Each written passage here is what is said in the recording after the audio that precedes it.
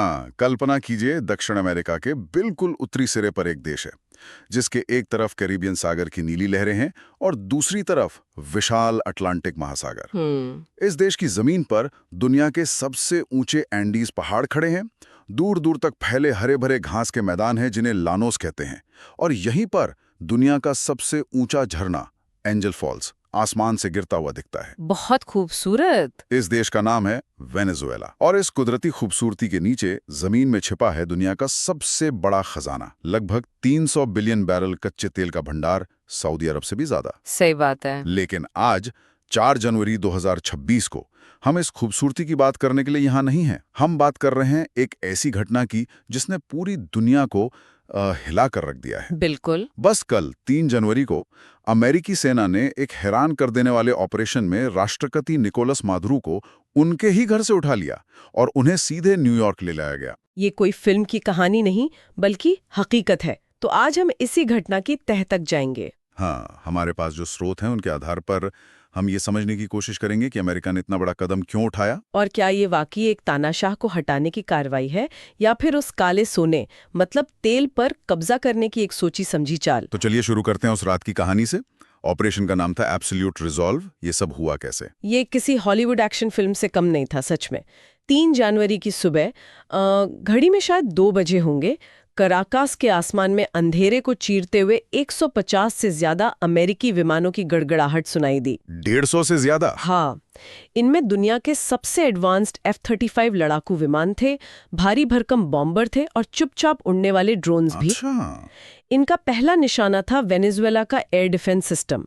उन्होंने रडार और missile sites को इस तरह तबाह किया कि वेनेजुएला की सेना मतलब पूरी तरह अंधी हो गई। और वे पता ही नहीं चला कि हमला कहां से हो रहा है। बिल्कुल। मतलब ये कोई अचानक लिया गया फैसला नहीं था। इसकी तैयारी तो महीनों और शायद सालों से चल रही होगी। हाँ, हमारे सूत्रों के मुताबिक अमेरिकी सेना ने वर्जीनिया में राष्ट्रपति मादुरो के किले जैसे सुरक्षित घर, जिसे ला के सोना कहते हैं, उसका एक हूबहू नकली मॉडल बनाया था। एक पूरा मॉडल? हाँ, और वो महीनों तक उसी मॉडल पर हमले की प्रैक्टिस करते रहे ताकि जब असली ऑपरेशन हो तो एक भी गलती की गुंजाइश न रहे। और इसी हवाई हमले की आड़ में असली काम जमीन पर हुआ होगा। वही हुआ। अमेरिकी सेना की सबसे खतरनाक और खुफिया यूनिट डेल्टा फोर्स के कमांडोज हेलीकॉप्टर से उतरे। उन्होंने मादुरो के घर के स्टील के दरवाजे धमाके से उड़ा दिए और कुछ ही मिनटों के अंदर पूरे कॉम्प्लेक्स को अपने कब्जे में ले लिया। और कोई प्रतिरोध, कोई लड़ाई? हैरानी की बात यही है कि कोई खास रेजिस्टेंस मतलब प्रतिरोध हुआ ही नहीं। राष्ट्रपति निकोलस मादुरो और उनकी पत्नी सिलिया फ्लोरेस ने सरेंडर कर दिया।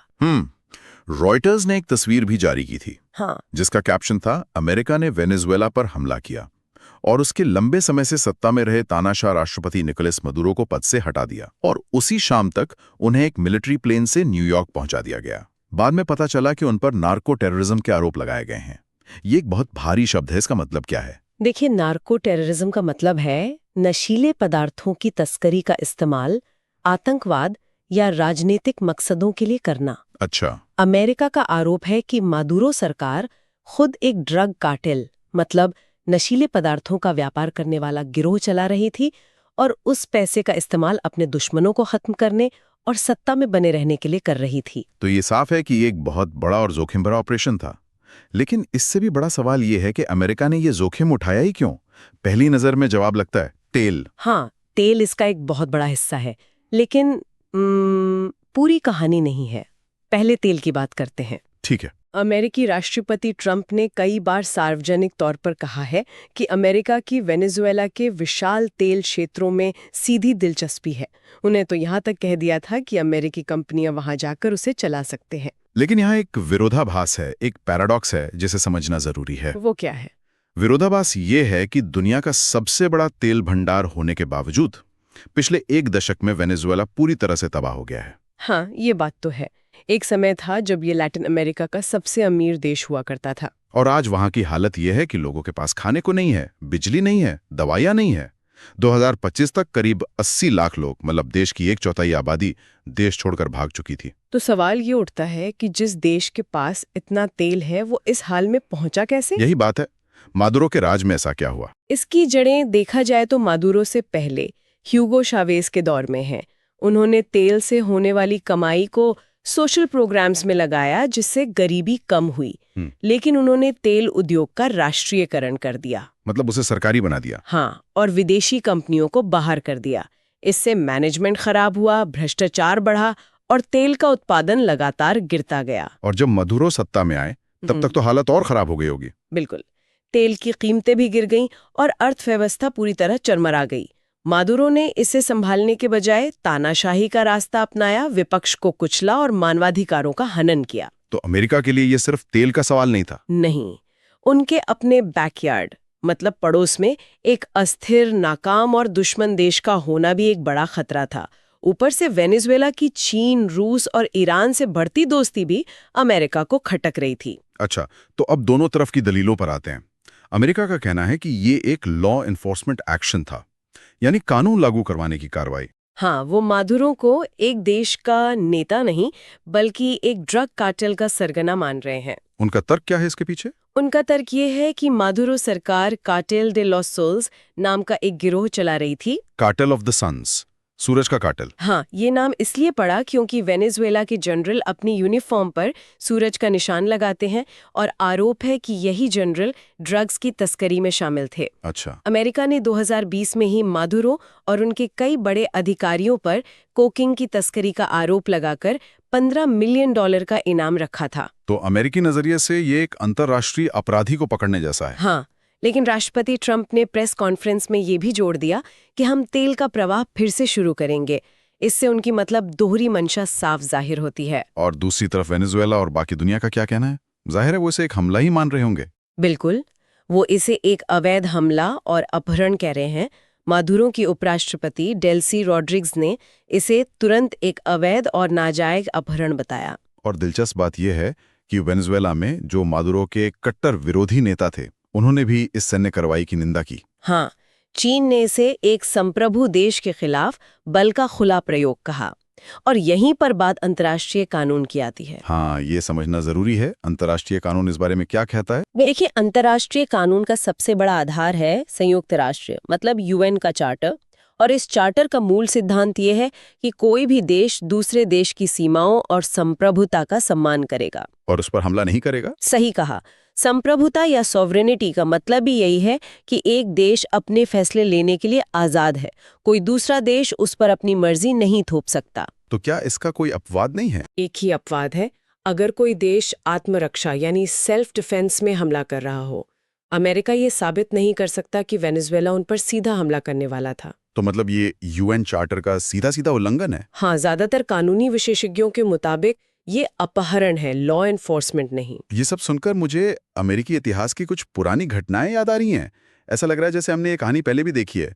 1989 में पनामा पर हुआ हमला, याद है? हाँ, और ये तुलना बिल्कुल सटीक है। विश्लेषक तुरंत इसकी तुलना पनामा के हमले से कर रहे हैं।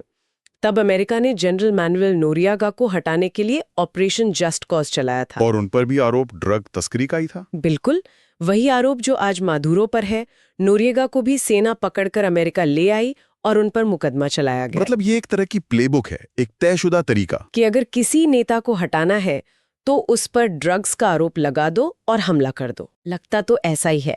सिर्फ पनामा ही क्यों, 2003 का इराक युद्ध भी एक बड़ा उदाहरण है।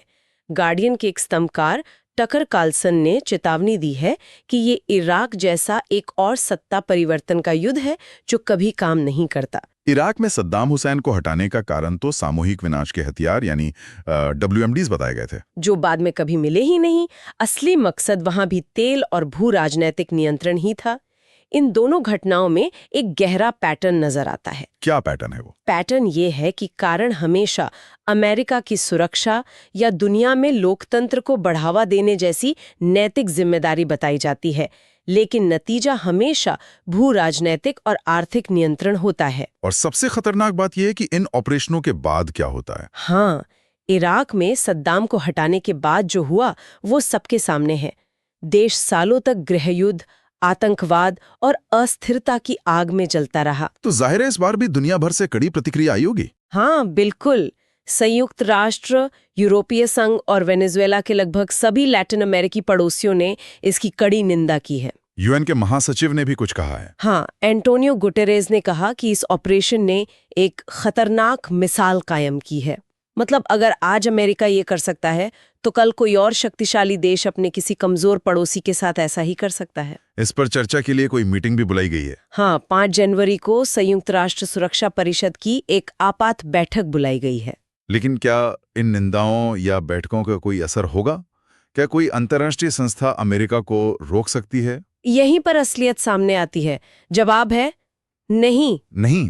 निंदा के बावजूद कोई भी अमेरिका के खिलाफ प्रभावी कार्रवाई नहीं कर सकता। ऐसा इसलिए है क्योंकि अमेरिका के पास सुरक्षा परिषद में वीटो पावर है। इसका मतलब है कि वो अपने खिलाफ किसी भी प्रस्ताव को रोक सकते हैं। हाँ, अकेले अपने वोट से। ये घटना अमेरिकी हेजेमनी, मतलब जिसे आम भाषा में कह सकते हैं कि दुनिया में अमेरिकी दादागिरी कैसे चलती है, उसका एक सटीक उदाहरण है। लेकिन क्या हर कोई इसकी सिर्फ निंदा ही कर रहा है, या कोई ऐसा भी है जो इसे सही ठहरा रहा हो? एक अलग नजरिया भी है। यूके के एक कमेंटेटर निगिल फराज ने एक दिलचस्प बात कही। उन्होंने माना कि ये हमला अंतर्राष्ट्रीय कानून के खिलाफ है, इसमें कोई शक नहीं। लेकिन उन्होंने तर्क दिया कि शायद दुनिया को इसी की जरूरत थी। उनके मुताबिक ये चीन और रूस जैसे अमेरिका के प्रतिद्वंदियों के लिए एक सीधी चेतावनी है कि अमेरिका अब चुप नहीं बैठेगा। तो अब सबसे बड़ा सवाल आगे क्या होगा? मादुरो अमेरिकी हिरासत में है, वेनेजुएला में क्या हो रहा है? फिलहाल रिपोर्ट्स के मुताबिक मादुरो और उनकी पत्नी ब्रुकलिन, न्यूयॉर्क के एक संघीय हिरासत केंद्र में है। उन पर मुकदमा चलेगा। और कराकस में? उधर कराकस में मादुरो के सुप्रीम कोर्ट ने उपराष्ट्रपति डेल्सी रोड्रिगेज को कार्यवाहक राष्ट्रपति के रूप में शपथ दिलाई है। लेकिन ये एक कानूनी औपचारिकता भर है, क्योंकि अमेरिका और बाकी देश उन्हें मान्यता नहीं देंगे। बिल्कुल। राष्ट्रपति ट्रंप ने तो ये भी घोषणा कर दी है कि एक अमेरिकी समूह अस्थायी रूप से वेनेजुएला को चलाएगा। एक अमेरिकी समूह चलाएगा? इसका क्या मतलब है? ये तो एक तरह का कब्जा नहीं हुआ? आलोचक इसे कब्जा ही कह रहे हैं। समर्थकों का तर्क है कि ये देश को फिर से पटरी पर लाने के लिए एक जरूरी कदम है। लेकिन इसके खतरों की सूची बहुत लंबी लगती है। बहुत लंबी है। सबसे पहला और बड़ा खतरा है मानवीय संकट का और गहराना। 80 लाख लोग पहले ही देश छोड़ चुके हैं, अब और भी ज्यादा लोग पलायन कर सकते हैं। और देश के अंदर क्या वहां शांति रहेगी? इसकी संभावना बहुत कम है। दूसरा बड़ा खतरा है गृह युद्ध का। वेनेजुएला की सेना के कुछ हिस्से अभी भी मादुरो के वफादार हो सकते हैं। वामपंथी गुरिल्ला समूह भी हैं। तो ये सभी गुट आपस में लड़ सकते हैं? हाँ, जिससे देश एक लंबे और खूनी संघर्ष में फंस सकता है। और तीसरा खतरा खुद अमेरिका के लिए है। कई अमेरिकी राजनेता ही चिंतित हैं कि ये अमेरिका को एक कभी ना खत्म होने वाले युद्ध में फंसा सकता है। ठीक वैसा ही जैसा इराक और अफगानिस्तान में हुआ। बिल्कुल। तो हम एक ऐसे मोड़ पर खड़े हैं जहां हर तरफ अनिश्चितता ही अनिश्चितता है। अमेरिका ने एक बहुत बड़ा दांव खेला है जिसके नतीजे कुछ भी हो सकते हैं। आने वाले कुछ हफ्ते और महीने बेहद महत्वपूर्ण होंगे। क्या अमेरिका वेनेजुएला में एक स्थिर सरकार स्थापित कर पाएगा, या फिर ये इराक पार्ट 2 साबित होगा? इस एक घटना ने अंतर्राष्ट्रीय राजनीति के नियमों को फिर से लिखने पर मजबूर कर दिया है। और ये दिखा दिया है कि 21वीं सदी में भी जिसकी लाठी उसकी भैंस का कानून ही चलता है। अब हम इस चर्चा को एक अंतिम विचार के साथ समाप्त करना चाहेंगे। हमने इस घटना की कानूनी, राजनीतिक और आर्थिक वजहों पर बात की, लेकिन एक सवाल है जो इन सबसे बड़ा है। वो क्या है? और फैसले लेने के अधिकार का क्या मतलब रह जाता है जब उसके पास एक ऐसा संसाधन हो जिसे दुनिया की अकेली महाशक्ति किसी भी कीमत पर हासिल करना चाहती है। और उस देश को तोड़ने के बाद उसे वापस जोड़ने की उस महाशक्ति की क्या और कितनी जिम्मेदारी बनती है? ये सवाल सिर्फ वेनेजुएला के लिए नहीं है, बल्कि दुनिया के हर उस छोटे देश के लिए है जिसके पास कुछ ऐसा है जो बड़े देशों को चाहिए।